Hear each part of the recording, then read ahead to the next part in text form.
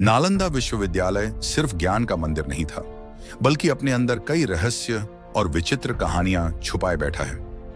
ये कोई मिथक नहीं, इतिहास है।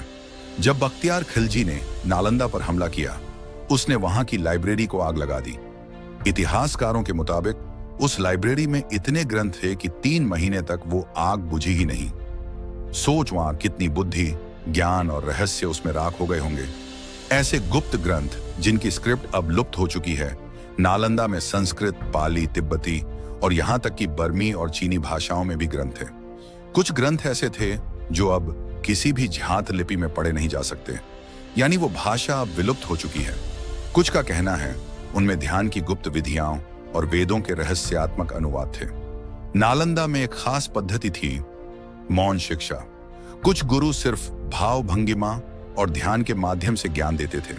स्टूडेंट्स बस उनके सामने बैठकर ग्रहण करते थे। ये प्राचीन भारतीय टेलीपैथी सीखने का तरीका था। नालंदा का मठ 9 मंजिला था। कई चीनी यात्रियों ने लिखा कि नालंदा का मुख्य मठ 9 मंजिल ऊंचा था। इतने ऊंचे और संगठित शैक्षणिक भवन उस दौर में कहीं और नहीं थे।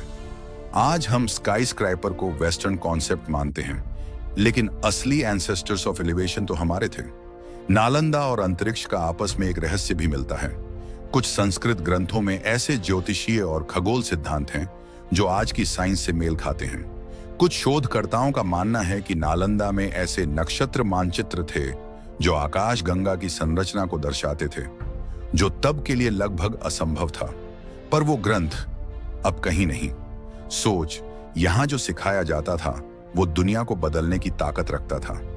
नालंदा कोई आम यूनिवर्सिटी नहीं थी, वो एक चेतना थी जिसे जलाया गया, लेकिन जिसकी चिंगारी आज भी जिंदा है।